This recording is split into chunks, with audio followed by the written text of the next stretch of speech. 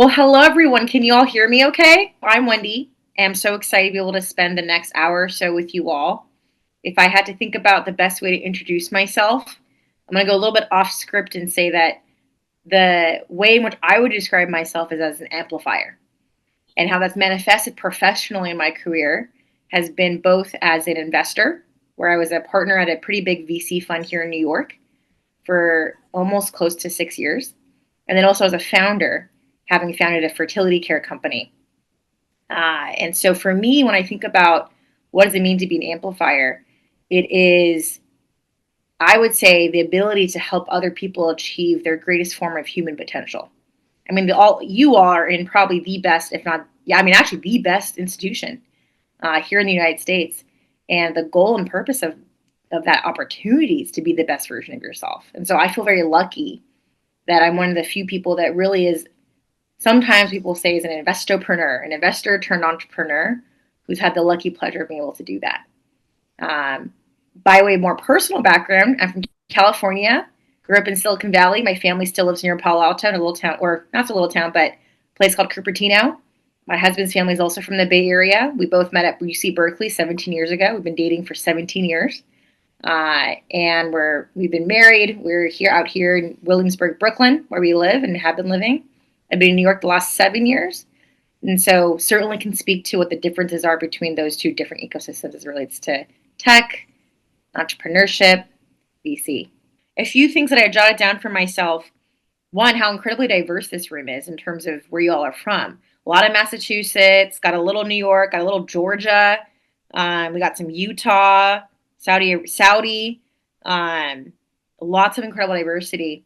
And it seems as if some pockets of areas of interest, and maybe we can dive into this, is, what does the role of AI have at the intersection of entrepreneurship? What does the role of law have at the intersection of entrepreneurship as well as AI? What does investing in venture capital really mean? And I imagine also then what are the implications of AI in the world of investing? So hopefully we can touch on a bit of that. It's helpful for me because it helps me kind of orient a little bit of, how I might be able to be of service to you all and answering some of the questions. But all right, let's do it. Perfect. Yeah, so I think the first thing we were very interested about is what attracted you to New York City after living in Silicon Valley all your life?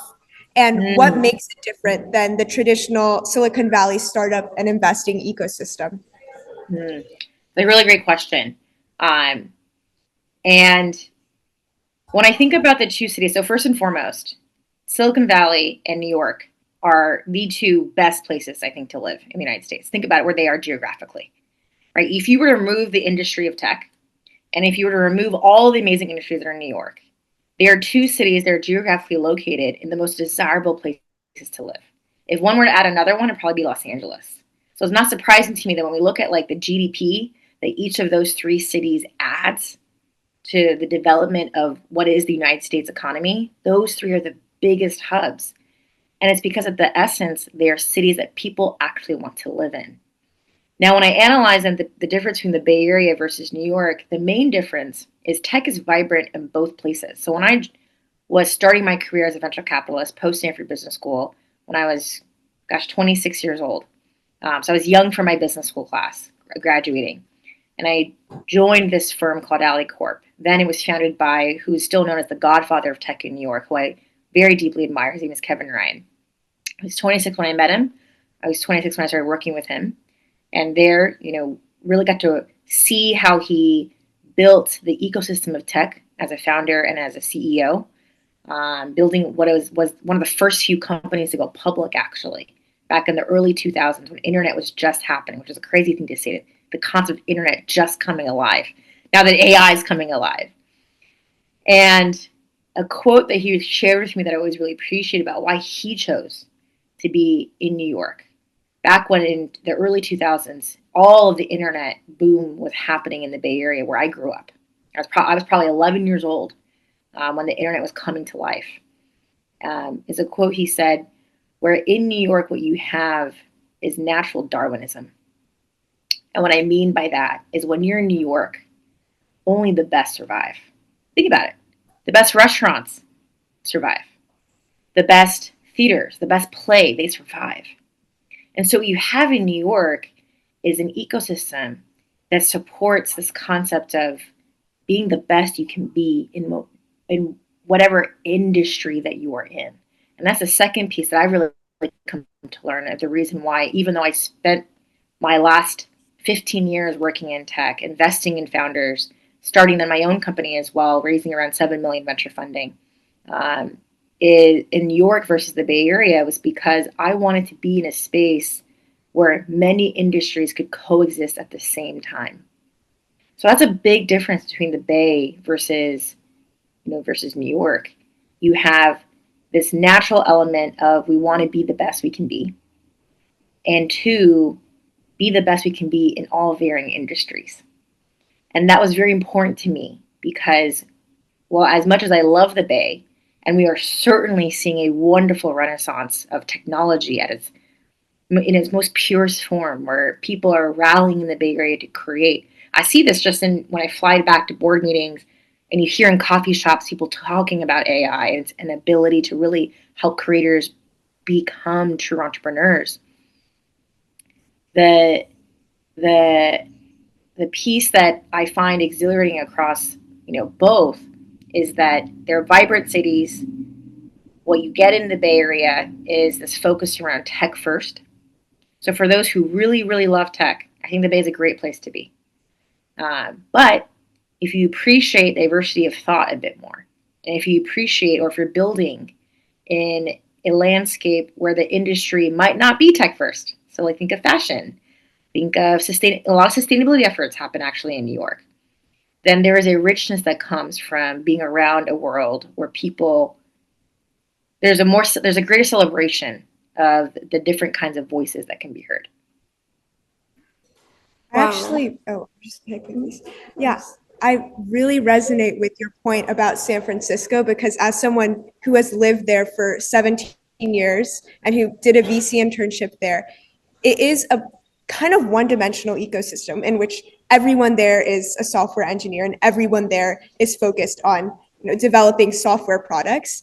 And that can make for a very tech first ecosystem, as you said, but at the same time you do lose a lot of diversity of thought, and it's just not as dimensional as you would get in somewhere else. Mm-hmm. Yeah, I can really understand, even coming from an international perspective. I see New York it's the Big Apple. It's where everything happens, whereas Silicon Valley is the pride and joy of California. Yeah, what's beautiful though is I imagine a lot of you are thinking about where to go to school, and certainly location plays a factor into that. The beautiful thing is that most companies now are so bicoastal, and the ability to really design your year where you can spend some time in New York, some time in Los Angeles, some time in the Bay. Atlanta also has a really great media ecosystem for those who are interested in media and the intersection of that and AI, for example. What's beautiful now is that I think that founders are also waking up that with AI, you can really create a global workforce now, and certainly a much more spread out ecosystem for where people can work. Mm-hmm. Yeah, that is so interesting. Thank you so much. Mm-hmm. And our next thing is, what was your involvement in AlleyCorp from 2 years ago? How did you split your time between the incubation studio and general investment? Ooh, that's a great question. So my time at AlleyCorp when I was an investor was a really special period. So when I joined, a little bit about me, my parents immigrated here from Taiwan in the 1980s. And I really had no connections into the world of venture. I actually had zero connections to the world of tech, software tech at least. And so for me, my time at UC Berkeley and then my time at Stanford Business School was just my way of getting to know. I was just really curious about understanding how founders work and what's the psychology of a founder. Because if you think about starting a company, it is incredibly irrational. I think when you've observed the founder's journey, it's really actually irrational to say to yourself, oh yeah, I want to be a fucking founder. Like because it's a really hard journey. But Yeah. what was cool about my time at AlleyCorp is as much of it now being a firm that is an incredible venture capital firm, or we also found companies from scratch. So the companies that the firm has founded include Business Insider. They've included MongoDB, which is went public a few years ago, and many, many other companies. When I think about my time there, as much as an investor, I really think of myself as honestly just like a founder coach. Because as an investor, your job is to be that partner in crime to a founder in their journey when the idea for whatever they have in their head, and we all have ideas, is embryonic and very sensitive. It could literally die at any point in time. So my time was probably actually mostly spent just helping really build the firm. Because back then when I joined, no one was there. It was just the founder of the fund, Kevin, our incredible chief of staff, but that was it. So I actually remember when he was about to present the offer, there was no actual physical offer on paper. It was a handshake. And in that handshake, he said, now you should go draft your actual offer letter. So I remember actually downloading that on Google after that, my actual offer letter, and then coming up with the title, coming up with the salary, etc. And so during that 6-year run that was AlleyCorp, it was just the three of us in the beginning, and then it became a partnership of close to around 8 or so partners, which is quite large when we think about the growth of a VC firm. We would go on to launch a search fund that would help companies place their top executives within the healthcare perspective. So that's really, I think, honestly, when I think of my reflection of AlleyCorp, yes, I invested. Yes, at my peak, I was probably on the board of 10 or so companies. My favorite company being a company called Meetup. Yes, we also founded some companies along the way. Some have died. Some have really survived and thrived. But I think my greatest time, though, being just helping build the fund and helping bring together some incredible people who are still there and are, frankly, for lack of a better phrase, just crushing it. Wow, that's absolutely incredible. And I think that one thing we really want to emphasize through WIF is that finance can be very entrepreneurial. And you were just there when it was a team of 2 and you grew it into this team of 8 or 10. And I think that journey, though, as you said, it isn't completely rational in it. You can encounter a lot of painful experiences. There's also a kind of joy that you don't get from starting anything else, from like going into a large corporation when you build something that's your own and you have agency over that. Yeah. Yeah, and I also really enjoyed listening to some of your podcast episodes. If any of you are interested, there are some great podcast episodes by Wendy. If you just go on to like Spotify or Apple Podcasts. And in one of them, you explain 4 factors for evaluating a startup idea: annoying pain points, old and incumbent processes, ignored customer segments, and fundamental shifts.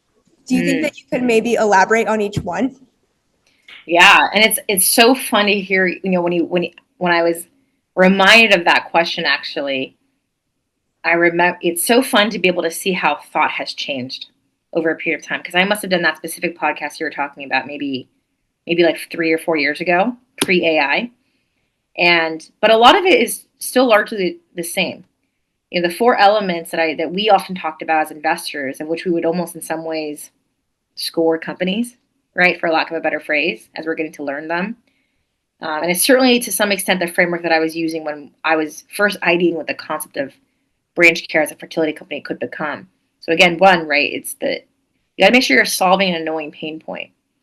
What I mean by that is when you are irrational enough to say that you want to be a founder, right, you got to make sure that you are being incredibly purpose-driven and incredibly service-driven. Because being a founder is to be a founder, that's actually a very ego-led reason. The kind of energy that's going to sustain someone when they're actually going through the founder's journey, of which there are many beautiful highs, but also many, many, many, many lows, is a connection to knowing that you are serving humanity and serving society in a way where you're truly solving a pain. Now, what's cool is that pain could be anything, right? So one of the companies that AlleyCorp during my time had founded is a company called Zola. It's a wedding registry company. And at that point in time, the pain that existed is people didn't really want to be. They were physically going to Macy's and Bloomingdale's to ask for gifts, right, in their wedding registry. Nothing existed that really made it cohesive for them to have a digital experience. And so all these couples are wasting so much time going to physical locations. And so that's a pain point. You know you're onto a pain point when one of the best ways to find if you're solving your pain point is by calculating how much time is someone wasting. And also how much money are they spending when they really wish that they were spending less. Because at the end of the day, people are usually motivated by time.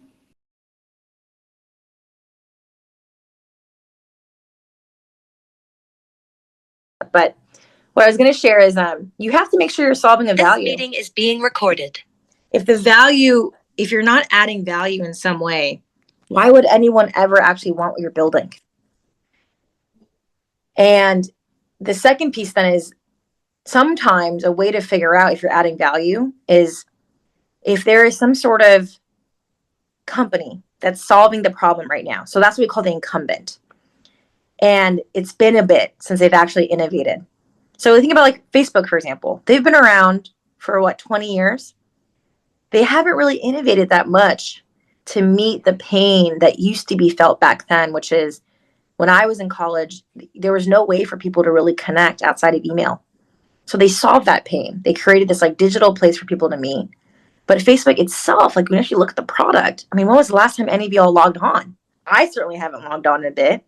And that's why we saw so much new innovation emerge. We saw then the Instagrams of the world, the Snapchats of the world, because they looked at the incumbent, which was Facebook. And they said, okay, there's a pain to be solved, which is people want human connection, or they want connection. But Facebook's they're not really innovating anymore. They're the incumbent now. So then that leads to this third area when you're thinking about company creation, which is, in some ways the ignored consumer segment. Why did I remember being one of the first users of Snapchat when it was first coming out. It was called Peekaboo back then. Because I was at Berkeley and then Evan was at Stanford. And so a lot of my class of people who are at Berkeley were playing around with the Snapchat product. Who's the ignored consumer segment? In that case, it was college students. Because everyone on Facebook, they started getting older, right? And so they're aging out. So you had this consumer segment that was college students that was kind of being ignored. And I think a piece that now I think about a lot is the fundamental shift. And I think AI is absolutely that's that trend, right? For Snapchat, the big shift was the phone. Facebook was built for desktop first, computer first. Then 2008 rolled around, and that's when the iPhone really came out. And that was the innovation that Snapchat latched onto. It was people don't want to be on their computers all the time. College kids aren't on their computers all the time. We want to be on our phones. And so that's really how the four ingredients kind of break out. And that's how, I tend to view things for companies that are a bit more exciting versus others. Yeah, thank you so much. Your Facebook example is actually so helpful in explaining each section that makes a successful company. And like similar to Sophia's point about your podcast, and another one, you mentioned how a CEO is an egoless job, where you should have a team that almost makes you relevant. So you've been on both sides, evaluating founders and also being a founder yourself for Branch Care. How do you establish a strong founding team? Ooh, that's a really fun question to think about. One of my favorite roles of my time as an investor was really being in some ways a recruiter, right? One of the hardest things to do when you're a founder is to assemble the team, because why would they work for you when you're just getting started, when they could work somewhere else where they could get paid a lot more money, for example? where the product and the pain point you're solving for is so much more proven. And so when I think about the founding team and what makes for a really good founding team, and I love my co-founders at Branch Care. Branch Care would not exist if not for the amazing co-founders that we have. Is at the end of the day, in that initial team, they need to have what is this sense of deep commitment to the purpose of the business. They need to feel as if they are willing to suffer for almost like 5 years. There's a principle. It's called the 5 years. If you want to be a founder and you're asking yourself, oh, should I do this idea? You really got to ask yourself, what if you were to double amount the time it would take to actually achieve success? And what if you were to half the amount of success that you could achieve? Would you still do it? Because we as humans tend to underestimate how long things take. And we also tend to overestimate the glamour of what could happen once we've achieved that success. That's why they call it the 5-year principle. So when you're thinking about that founding team, and when you all go to college, ideas are going to be everywhere. You're going to meet so many interesting people. You might even have a friend of yours, a roommate, who says, you guys should come join me in this company I want to create. Or maybe you have an idea for a pain you want to solve. You want to convince your classmate to come join you. Maybe that's already happening right now. They need to feel as connected to the mission of the business. They need to see the dream of what you hope to create, almost as if the movie scene that is being played that you are telling the world you want to create. They need to almost visualize that same movie scene as you. That's what it means to have vision. I really struggled with, what does vision mean? People always throw about, a founder has to have vision. Or they say that person has to run through walls because they're so committed to the vision. But what does vision really mean? And for me, what I've come to learn is most founders don't really want to be founders. I didn't want to be a founder. As an investor, I saw the founder's journey. I was like, do I really want to do this? Seems kind of hard. But you sometimes see I think what vision is, it's the movie scene that you start to play in your head as you dream what the future could look like. And the movie scene is so crisp, it's so clear that that you feel compulsion. You feel compulsion to make it happen. That's what I think. I was talking to my friend who's a very famous movie director for Marvel. And I remember asking her, I was like, why do you write the movies that you do? Why do you do it? And she says, Wendy, because sometimes I see the scene in my head and I just have to write. I have to. And it's the compulsion to write that makes it so that self-doubt goes away. That the worry of being cringy goes away. So that is ultimately, at the end of the day, I think what makes a good founding team. They have to see the vision. It's your job as a founder to paint the vision, to paint the movie scene for what this idea could look like 5 years from now. But it's also their job to see the vision and the picture and the movie scene as clearly as you do. And to walk hand in hand together in knowing that when you get into arguments, it's okay. Because you're both connected by this same movie scene you want to have happen. Yeah. Hopefully that's helpful. That's my very non-businessy way to answer that question. Thank you so much, Wendy. That was so incredibly insightful. I've heard from a lot of founders, and they put it just like you. People will follow a good idea, first of all. And second of all, you need to treat your company as if it is yourself. Every criticism, everything about your company, it is a product of you. Yeah, I agree. And I think also just the concept of obsession, when something is obsessive, discipline doesn't even matter anymore, because you just you have to satisfy that compulsion to do what your brain wants you to do and what it's obsessed with. You nailed it, right? Discipline. People talk about discipline all the time, right? There's all these self-help coaches, they talk about discipline. But I actually think that discipline is inherent in us. I think we all have discipline.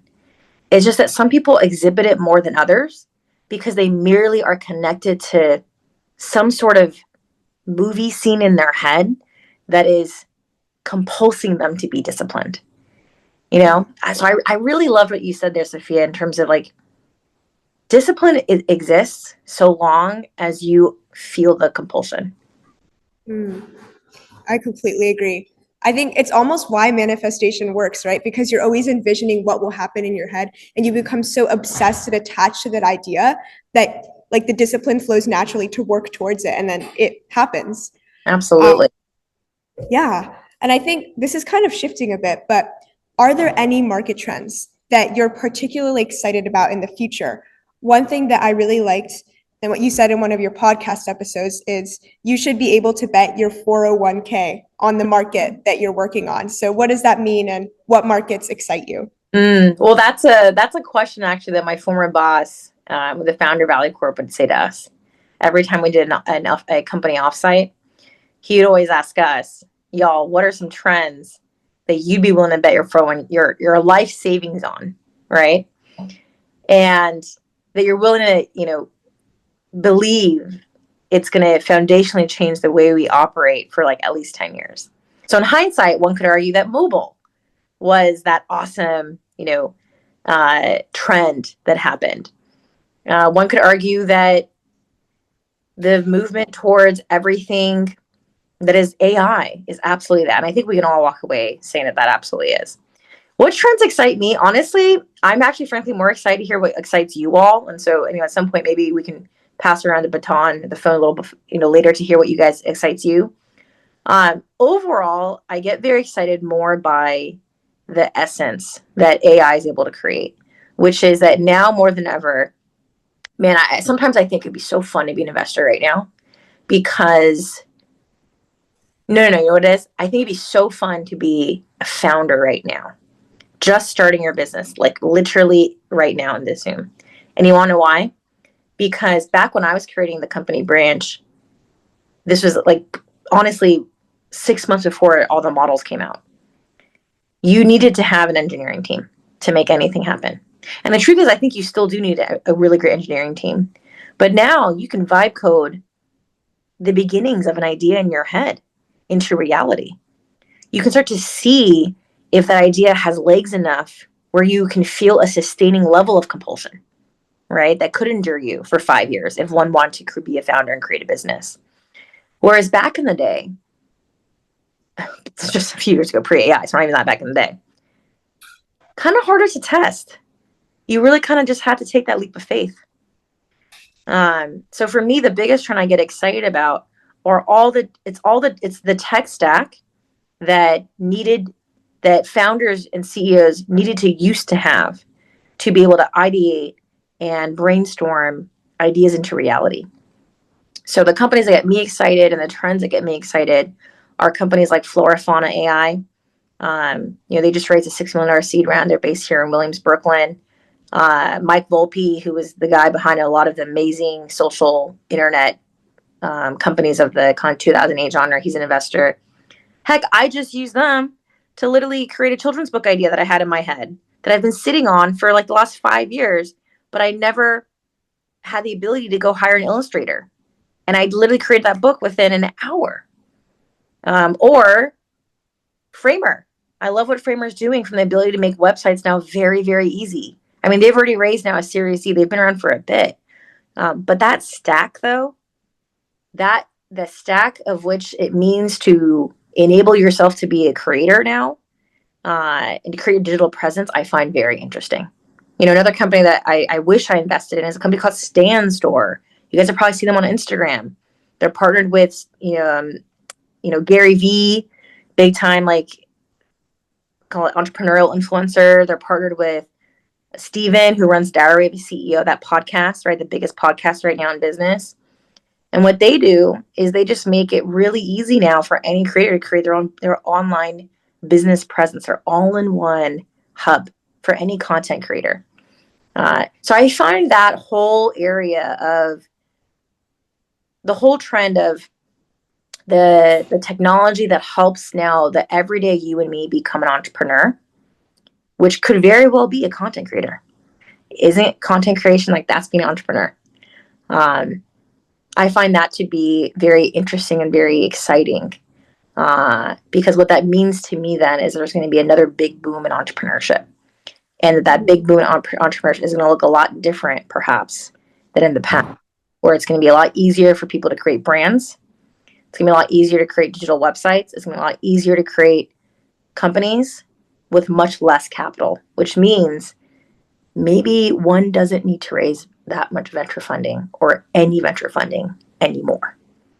That's a very exciting, that's incredibly exciting to think about. Wow, Wendy, I didn't even make that connection yet. I know that entrepreneurship has recently had a very low barrier to entry, or significantly lower than previous years at least, because of all the technology that you mentioned, Figma and everything else. But the fact that it could possibly like negate the need for venture capital is like mind blowing. And that's honestly a little scary because I really like venture capital. What it means is that those who are venture capitalists now just really have to be really good, right? And that's how it should be, right? That's how it should be. It means that VC is going to require, I think, the investors who are really able to like win founders over, know that they're able to support the founder end to end, because the founder will walk away knowing, maybe I don't need VC funding anymore. I was chatting actually with this guy. He's now 1 year out of high school. He founded this company that's in the call it weight loss space as a sophomore in high school. And he reached out to me because he built his company into now producing 10 million in revenue. So the guy's like not even going to college anymore because he's like, I'm just going to keep creating companies. He completely self-coded this whole app, not having been an engineer. And he used all these different AI tools that you guys are probably all using to create this app. And all it really does is that you can take a picture now of your food and it auto generates the calories. It's a calorie tracking app. So if you apply the 4-step framework, okay, what's the pain point it's solving for? It's solving for the annoyance that people have to do when they are manually entering in, I ate a banana, I ate blah, blah, blah, if they are on this journey of weight loss, right? The ignored consumer pain point, it's people who are, honestly, I don't know if there's really an ignored consumer segment, but it's the incumbent, MyFitnessPal. Like, that app is pretty bad. They haven't really innovated in a long time. And the, call it innovation that happened, AI's ability to do visual recognition. You can take pictures and upload. And he's self-created this whole company because he himself was going on a weight loss journey. Right? He was kind of like a chubby kid and wants to lose some weight. And so he's using all these apps and they weren't helping him. Mm-hmm. That's so cool when we think about the fact that he never had to raise venture funding. And here he is, he's 19 years old, and create this business that now self-employs like 15 people. That produces 10 million in revenue a year. I'm like, oh, why are you reaching out to me? I should be reaching out to you. I should be learning from you how you're doing this. That's what's very cool. That is so cool. Being 19 years old and having a company with $10 million in revenue. That's so impressive. And people are getting more and more successful at younger ages, I feel like. It's the best. It's the best. But speaking of you, as a former investor, what led you to start Branch Care? And specifically, what led you to make that jump from AlleyCorp to Branch Care? You know, it's funny. During my time as investing, what I loved about my time was I get to be an amplifier. I get to be the founder's biggest cheerleader. And I was a Division I cheerleader at UC Berkeley. So literally, like my DNA is to be a cheerleader. And that's what I loved about my time investing. But what was hard about my time in investing, I would say, is also on the other side, is sometimes you got to give tough feedback, right? And so that's a delicate balance. You know, there's a great quote, which is, your greatest strength becomes your greatest kryptonite without self-awareness. And it's a quote that I think about a lot. For me, the founder's journey into Branch Care was I had gone through my own fertility care journey. So I was going through a round of egg freezing and also embryo freezing. And this is, right around COVID time. So I just saw how broken and how inaccessible it was to reach fertility doctors. There's very few. There's only 1,000 of them in the whole nation. And the same companies that I was investing in, the same trends that powered them, I thought to myself, gosh, there should really be a business model around this, but for fertility care. And so you remember how I was saying that, like, sometimes that vision is you see the movie scene? I saw the movie scene. And for me, the movie scene was a way to create a care system so that patients could now go to their local doctor that's right next to them, and have this fertility specialist virtually overseeing their care journey, so that patient actually doesn't have to travel like I did 6 hours every other day. So it was the visual that I was seeing. It was the movie scene that I saw. And I really didn't want to start a company. I will say this, I've never really desired starting a company. But I desired solving hard problems. And I desired helping people feel as if they could unlock their fullest potential. That is still my North Star. If you were to ask me right now, Wendy, what is your North Star? I would say it is to help unlock everyone's intrinsic confidence. It's the kind of confidence that comes from just taking a leap.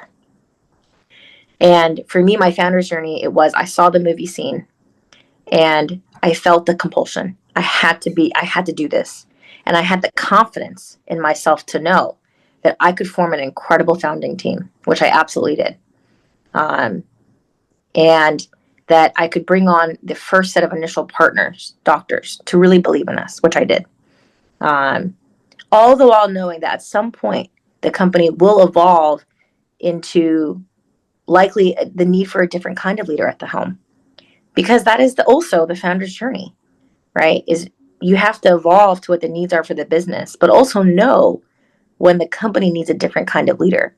So going back to that question that I didn't answer, which is a CEO's job is to be egoless, right? I would, now with some hindsight and some reflection, I would say that a CEO's job, you need a little bit of ego because you need a little bit of, like, boost, right? To do things that feel a little scary. But you need to also see the danger with ego is when you do things for external reasons to look cool, right? But when you do things for their better reasons, which are, again, a purpose to truly solve a pain, and ideally a pain you have felt yourself, where you see that movie scene so clearly, that is, I think, what it means to be to be someone who leads with purpose first versus ego first. So again, to summarize, branch care, I didn't desire it. It happened because I saw the movie scene, because I had a lived experience where I could feel it. And I had the confidence in myself that I could form a team because I'd done it before. And what's so cool is once you've done the entrepreneurial bug once, and by the way, like, entrepreneurship doesn't just mean doing a company, creating it the VC-backed way. Entrepreneurship, if you look at it definitionally, it's just the conversion of an idea into action with sprinklings of distribution that are potentially monetizable. Creating a children's book is entrepreneurship then, if you place it in that definition. Doing what you guys are doing, right? Creating this alliance. That is also entrepreneurship, right?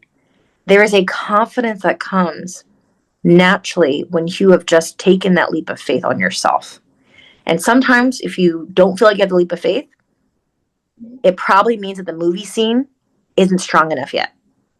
Because once that movie scene is strong enough, just like how Sophia, you were saying, if you feel the compulsion, you don't need to actually be disciplined. It just kind of comes.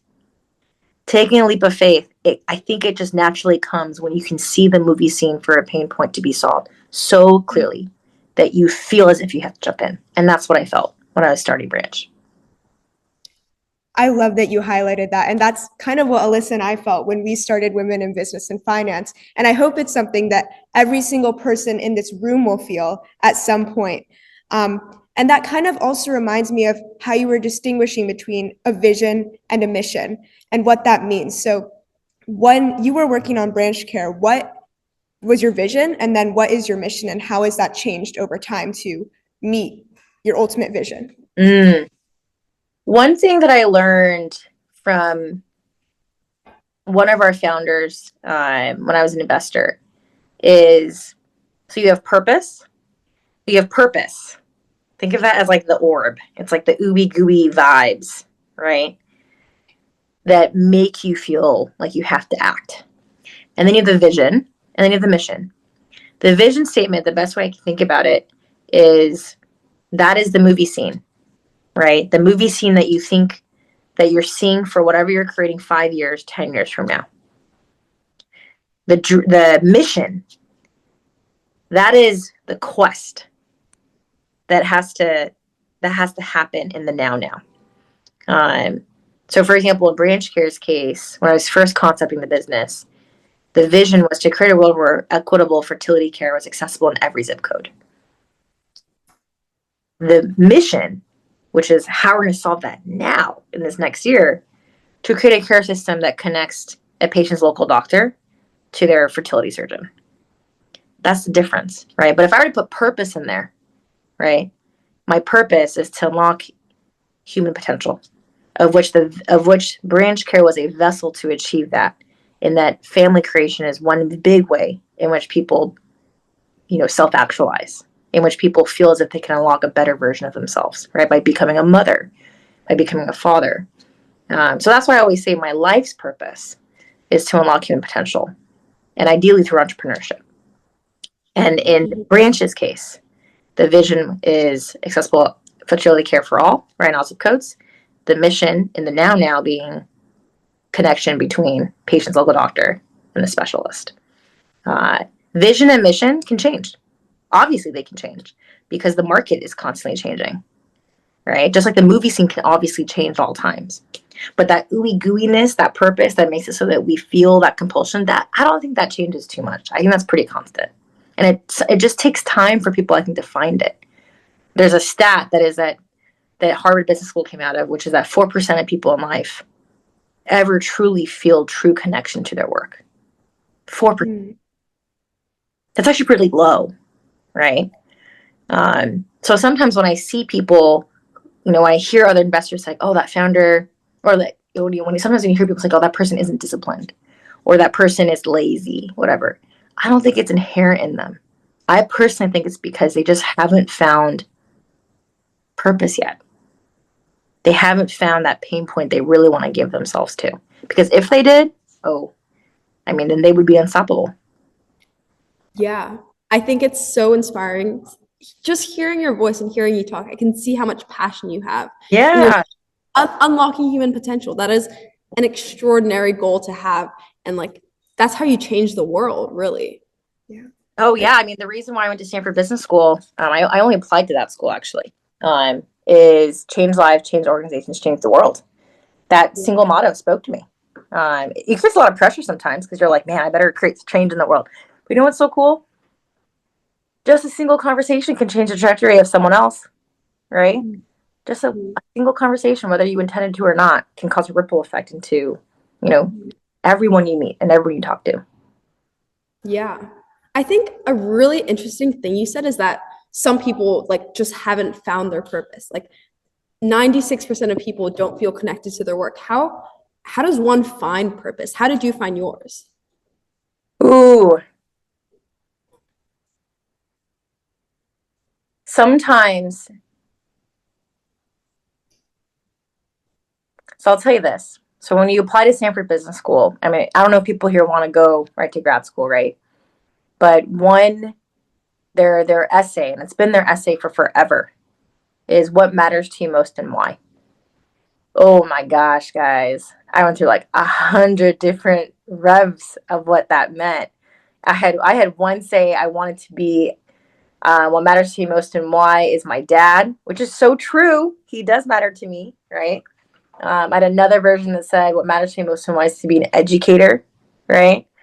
But when I start to look at myself and ask, what are things that I really feel like I'm myself, right?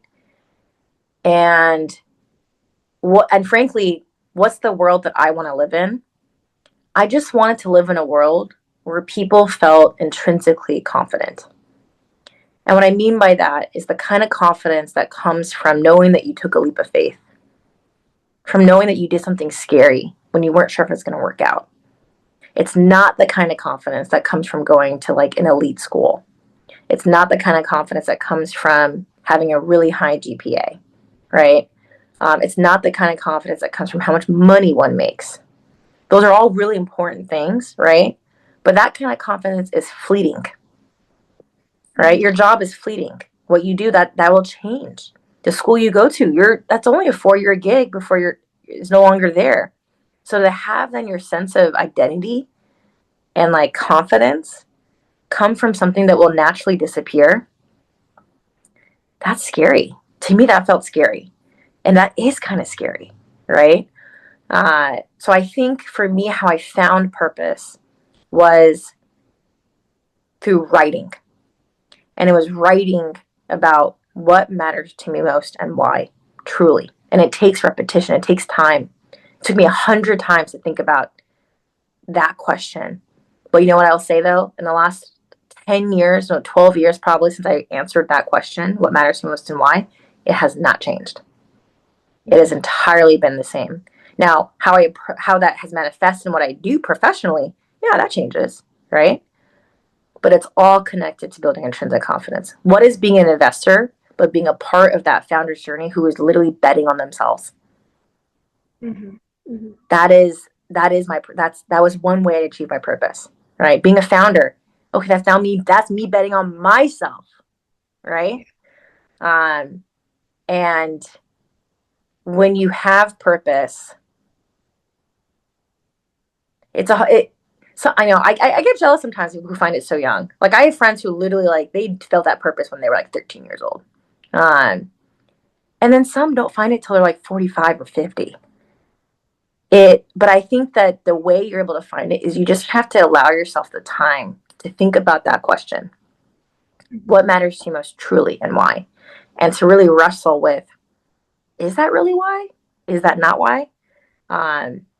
And I imagine that this question will be very important as you think about also like which schools you want to apply to, right?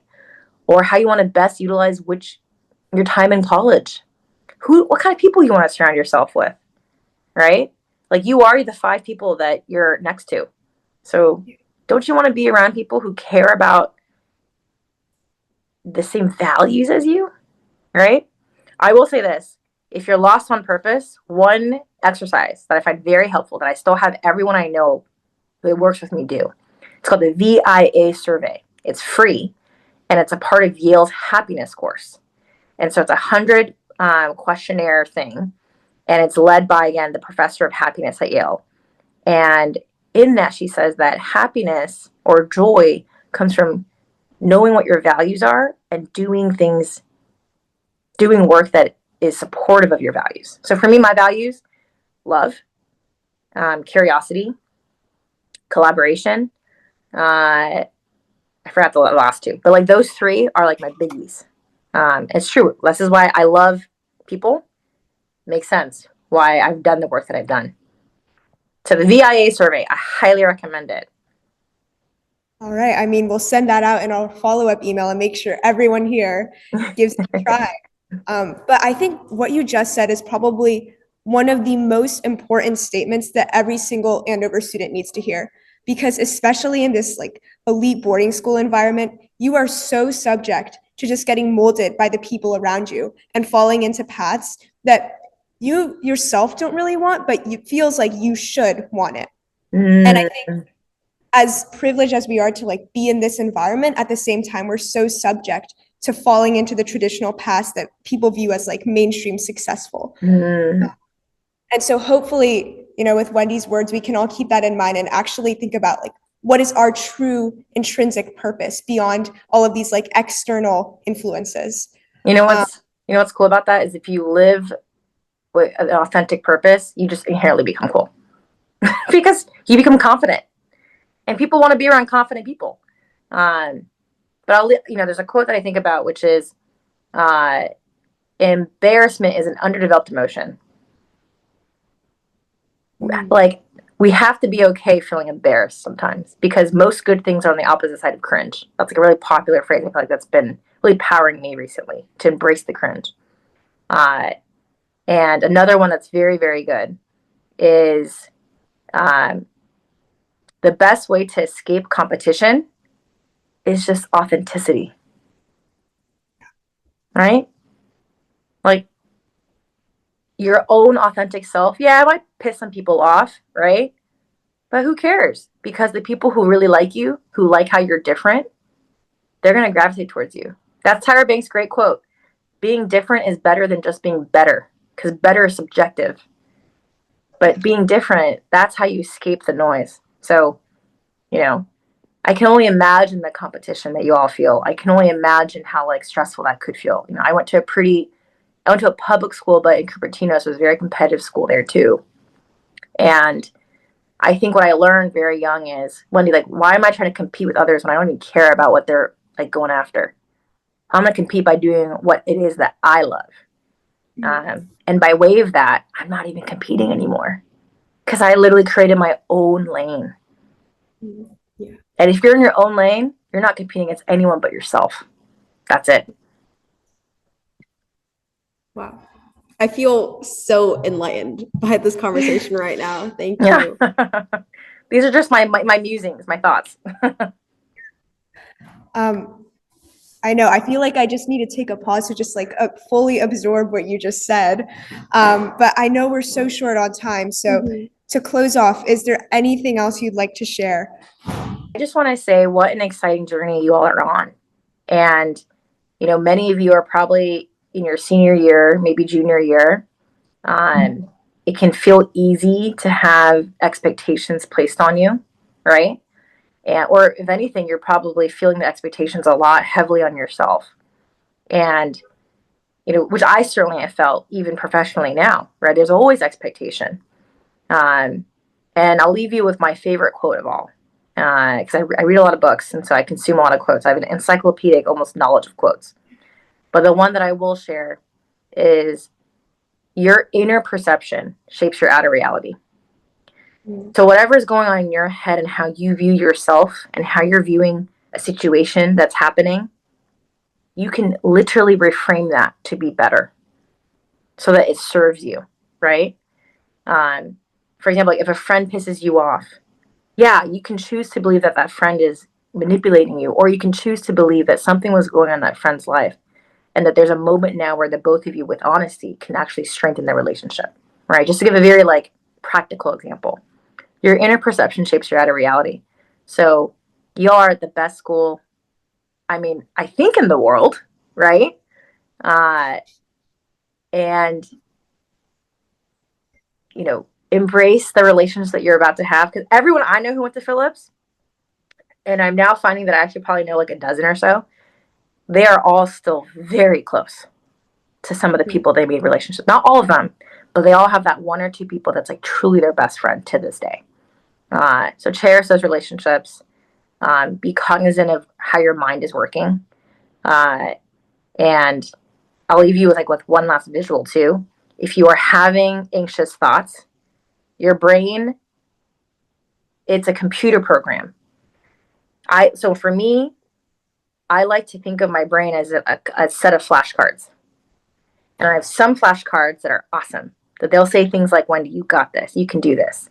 And I got some flashcards like, Wendy, you fucking suck. Like, you need to delete it. Like, delete.